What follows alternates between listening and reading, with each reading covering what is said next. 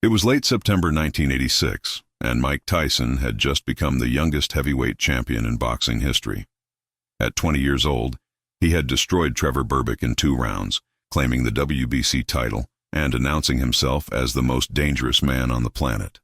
Tyson was invincible in the ring, knocking out opponents with a ferocity the sport had never seen. But outside the ring, in certain parts of America, he was still just a young black man in a country that hadn't fully let go of its past. Tyson and his team were in rural Alabama for a training camp. His legendary trainer, Cus D'Amato, had recently passed away, and Tyson was being guided by Kevin Rooney and his manager, Jim Jacobs. After a grueling day of training, Tyson's crew, which included his childhood friend and cornerman Steve Lott and cutman Matt Baranski, decided to find a place to unwind. They'd been driving for about 30 minutes when they spotted a roadside bar called Dixon's Tavern. The neon sign in the window flickered red and blue, and through the glass they could see people laughing, drinking, playing pool. It looked like any other small-town bar, except for one detail that Steve Lott noticed immediately. There was a faded sign near the entrance, partially obscured by an overgrown bush that read, "We reserve the right to refuse service." But beneath it, barely visible in the dim light, were words that made his stomach turn. "Whites only. Management discretion." Steve grabbed Tyson's arm as they approached the door. "Champ, I don't think this is a good idea. We should keep driving." But Tyson had already seen the sign. His jaw tightened, that familiar look settling over his face, the same expression he wore seconds before he threw a devastating hook. "I'm the heavyweight champion of the world," Tyson said quietly, "and I'm going in there to have a drink." The moment Tyson pushed open the door, the bar went silent. Country music was playing on the jukebox, but it might as well have stopped. Every head turned. There were maybe 20 people inside, all of them white, all of them staring at the young black man who had just walked into their sanctuary. Behind the bar stood Raymond Dixon, a man in his early 60s with silver hair, a weathered face, and eyes that had seen too many years of thinking the world worked one way and one way only. He'd inherited this bar from his father in 1959, and he'd run it exactly the same way for 27 years. Dixon recognized Mike Tyson immediately. Everyone in America knew that face by now. But recognition didn't mean respect, not in Dixon's world. "We don't serve your kind here," Dixon said, his voice cutting through the silence. "Can't you read?" Tyson walked slowly toward the bar, his crew trailing nervously behind him. Every person in that room knew what Mike Tyson could do with his fists. They'd seen him destroy grown men on television, watched him knock out opponents who outweighed him by 30 pounds. The tension was electric, dangerous. When Tyson reached the bar, he didn't raise his voice. He didn't threaten. He simply looked Raymond Dixon in the eyes and said, "I can read just fine. I've read the Constitution. I've read the Civil Rights Act. And I've read enough to know that sign outside is illegal. It's been illegal for 22 years. Dixon's face reddened. "This is my establishment, and I decide who drinks here. Now I'm asking you politely to leave before this becomes a problem." Tyson leaned against the bar, casual, almost relaxed. "You know who I am?" "Yeah," Dixon said. "You're Mike Tyson, the boxer." "I'm the heavyweight champion of the world," Tyson corrected. 3 weeks ago, I knocked out Trevor Berbick in the 2nd round. Before that, I demolished 27 other men. I'm the baddest man on the planet. Everyone says so. Dixon crossed his arms. "So what? You want me to be impressed? You want me to be scared?" Tyson shook his head slowly. "No, I want you to understand something. I could walk behind that bar right now, and there's nothing you could do to stop me. I could tear that racist sign off your wall. I could knock you out so fast you wouldn't even see it coming. I could turn this whole place upside down." The bar was deathly quiet. A few patrons near the door had already stood up, ready to run. Dixon's hand moved toward something beneath the counter, probably a bat or a gun. "But I'm not going to do any of that," Tyson continued, his voice still calm, controlled. "You know why? Because that's what you expect. That's what you want to believe about people like me, that we're violent, dangerous, out of control, that we're exactly what your daddy probably told you we were." Dixon's hand stopped moving. "What are you talking about?" "I want to ask you something," Tyson said, Who taught you to hate? For the first time, Raymond Dixon looked uncertain. Nobody taught me to hate. I just believe in keeping things the way they're supposed to be. And who decided how things are supposed to be? Tyson asked.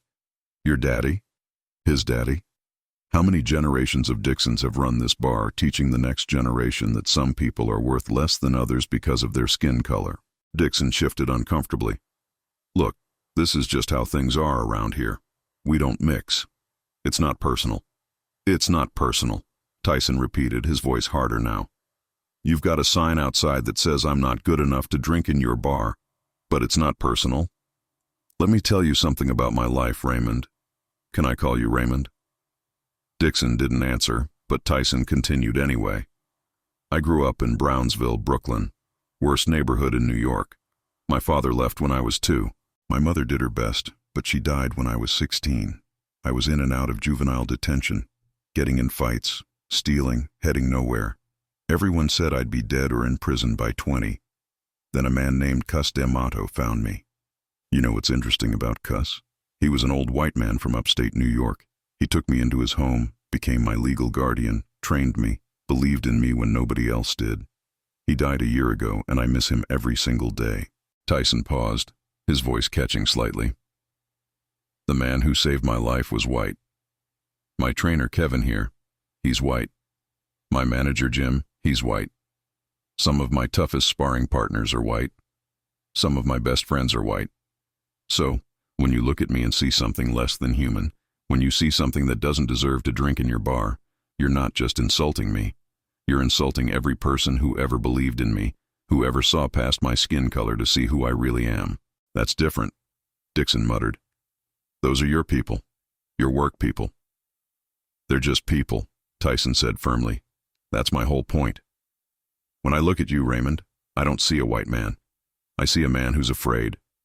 I ain't afraid of nothing, Dixon shot back. But his voice lacked conviction. Yes, you are, Tyson said gently. You're afraid of change. You're afraid that if you treat black people like equals, your whole world will fall apart. Maybe you're afraid your father would be ashamed of you. Maybe you're afraid your customers will leave. Or maybe you're just afraid of admitting you've been wrong your whole life. Tyson turned to address the other people in the bar. How many of you actually agree with that sign outside? How many of you really think it's right? The silence was heavy. A middle-aged man in a flannel shirt spoke up quietly. Ray, that sign's been bothering me for years. The law changed a long time ago. A woman in her 40s nodded. My daughter asked me about it last month. I didn't know what to tell her. I don't care what the law says, Dixon said, but his voice was shaking now. This is my bar. Let me tell you what I see when I look at that sign, Tyson said, turning back to Dixon. I see a man hiding behind his father's hate because he doesn't know how to be his own man. I see someone who could be better but chooses not to be. And I see a man who's going to look back on his life one day and realize he wasted it on something worthless. Tyson reached into his pocket and pulled out a $100 bill. He placed it on the bar. I want to buy a round for everyone in this bar. Black or white, it doesn't matter. I want everyone here to have a drink together, as equals, as Americans. Dixon stared at the money like it was burning a hole in his bar. I don't want your money. Why not? Tyson asked. Is it because I'm black? Last time I checked, money doesn't have a color. A few people actually laughed nervously. The tension was cracking. Tyson leaned in closer, his voice dropping so only Dixon could hear. Raymond, I'm going to tell you something, and I need you to really listen. Right now, you have a choice. You can keep that sign up and keep living in the past, teaching your kids and grandkids to hate for no reason. Or you can take it down and start being the kind of man you could actually be proud of. In 20 years, when you're old and you look back at your life, what story do you want to tell? That you once refused service to the heavyweight champion of the world because of his skin? Or that you had the courage to change? Raymond Dixon's hands were trembling. His eyes were red. I don't know if I can, he said quietly. I've been running this place the same way for almost 30 years. Then today's a good day to start something new, Tyson said. For a long moment, nobody moved. Then slowly, Raymond Dixon walked out from behind the bar. Every eye followed him as he went to the entrance, reached up, and tore down the whites-only sign. He held it in his hands for a moment, staring at it like he was seeing it for the first time. Then he walked to the trash can and threw it away. When he turned back around, there were tears streaming down his face. "I'm sorry," he said, his voice breaking. "I'm sorry for that sign. I'm sorry for turning people away. I'm sorry for being the kind of man my father raised me to be instead of the kind of man I should have been." Mike Tyson walked over and extended his hand. Raymond Dixon stared at it for a moment, then shook it firmly.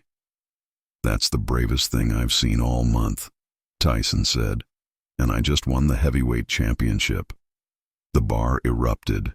People were clapping, some were crying, others were shaking their heads in disbelief. Steve Lott was wiping his eyes. Matt Baranski was grinning from ear to ear. Tyson looked at Dixon and said, "Now how about that drink?" For the first time in probably decades, Raymond Dixon smiled a real smile. "Coming right up, champ. What'll you have?" Tyson sat at the bar and ordered a Coke. He didn't drink alcohol, never had, but that wasn't the point. For the next 2 hours, Mike Tyson sat in Dixon's tavern and talked with the people there. Customers, black and white, started arriving after word spread about what had happened. They came to meet the champion, to shake his hand, to witness history. Raymond Dixon served them all with equal respect, his hateful sign gone forever. Before Tyson left that night, Dixon pulled him aside. "I want you to know you changed my life tonight. I don't expect you to believe me, but I mean it. I'm going to do better." "I believe you," Tyson said, "and I'll be checking on you." Mike Tyson kept that promise. Over the next few years, whenever he was in Alabama for training, he'd stop by Dixon's tavern. Each time, he found the place more integrated, more welcoming. Raymond Dixon changed. He hired his first black employee in 1987, a young man named Marcus, who became his assistant manager. By 1989, his staff was diverse, and his customer base had expanded beyond anything he'd imagined. The bar became known as a place where everyone was welcome, where the past had been confronted and overcome. In 1991, Raymond Dixon wrote a letter to Mike Tyson. In it, he thanked Tyson for showing me what real strength looks like. He told Tyson that he'd told the story of that night to everyone who would listen, that it had become the defining moment of his life. "You taught me that courage isn't about holding on to hate. It's about having the guts to let it go." When Raymond Dixon died in 2003, his family reached out to Mike Tyson. They told him that Dixon's final wish was for Tyson to know that the night in 1986 was the night he finally became the man he should have been all along. The story of what happened at Dixon's Tavern spread throughout Alabama and beyond. Other establishments, seeing what Dixon had done, began examining their own policies and prejudices. Some changed quietly. Others changed publicly, crediting Tyson's example. Mike Tyson never bragged about that night. When reporters asked him about it years later, he would simply say, "I just had a conversation with a man. He did all the hard work." But those who were there knew the truth. Mike Tyson, the baddest man on the planet, the fighter who could destroy anyone in the ring, had walked into a place of hate armed only with his words, his dignity, and his unshakable belief that people could change. He had faced down racism not with his fists, but with his humanity. And he had won a victory that mattered more than any championship belt, because anyone can knock a man down with violence, but it takes a true champion to lift a man up with truth. Today, Dixon's Tavern still operates in rural Alabama, now run by Raymond Dixon's granddaughter, a woman who grew up hearing the story of the night Mike Tyson changed her grandfather's life. On the wall, there's a framed photograph of Tyson and Raymond Dixon shaking hands, both of them smiling. Beneath it, a plaque reads, "On this site in 1986, Mike Tyson taught us that the greatest knockout isn't delivered with fists, but with courage and compassion." If this story moved you, remember that the fight against hate isn't won in a single moment. It's won in 1,000 small conversations, one changed heart at a time, and sometimes all it takes is one person brave enough to walk through that door and refuse to fight hate with hate. Mike Tyson showed us that you don't need to throw a punch to knock out prejudice. Sometimes all you need is the courage to speak truth with conviction and the compassion to believe that even the hardest hearts can change.